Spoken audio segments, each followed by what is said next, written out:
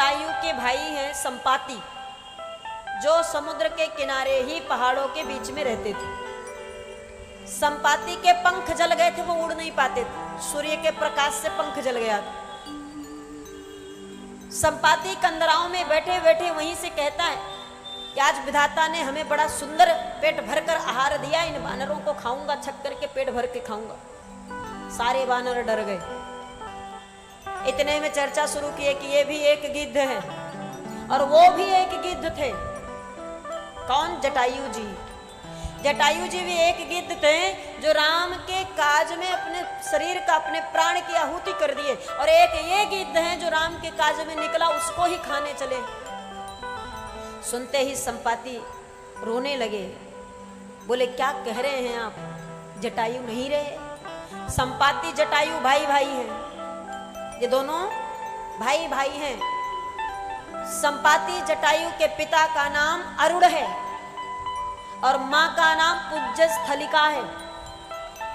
पिता अरुण और मां पुंजस्थलिका है। ये दोनों इन्हीं के पुत्र हैं। अरुण कौन है? अरुण विनिता के पुत्र हैं। कद्रु विनिता दीन दुख तुम्हें कौशिला देव। विनिता के पुत्र अरुण जी हैं। और अरुण का कार्य क्या है? सूर्य भगवान के रथ के घोड़े को अरुण देव चलाते हैं। सुबह सुबह जब सूर्य भगवान निकलते हैं, एकदम भोरही में जब सबसे पहली किरण निकलती है, तो किस रंग की रहती है बताइए? पीला। जैसे दोपहर वाले सूर्य रहते हैं, ऐसे ही भोर वाले सूर्य रहते हैं? नहीं ना, लाल रहते हैं ना।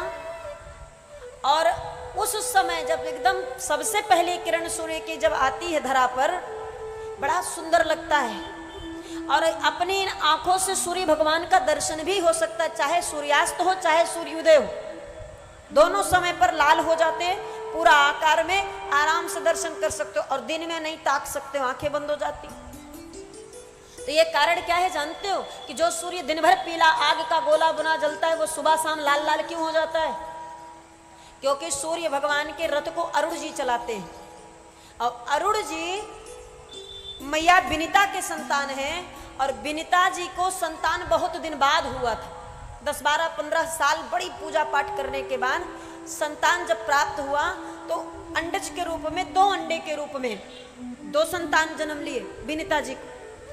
एक का नाम अरुण है जो सूर्य भगवान के रथ चलाते हैं, और दूसरे का नाम गरुड़ है जिस पे भगवान श्री हरि आरूढ़ होते हैं।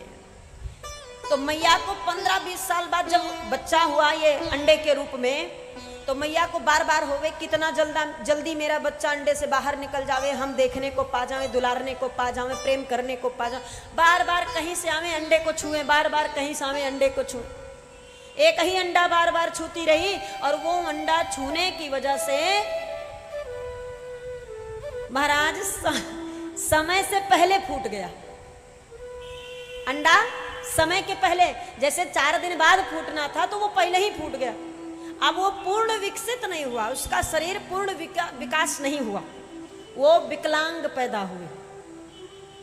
पैर से तो बिल्कुल विकलांग हो गए, और शरीर में भी ये जो चमड़े हैं ना, ये बिल्कुल हल्के हल्के। आप देखिए, कभी कभी चिड़िया का बच्चा देखे होंगे। पहले तो हमारे आपके घर में भी गौरैया रहती थी, तो बच्चे देखने को मिलते थे। कभी कभी अंडा फूटने के बाद बच्चा देखिए तो एकदम झीना झीना सा चमड़ा दिखता है, पूरा झलकता रहता है अंदर।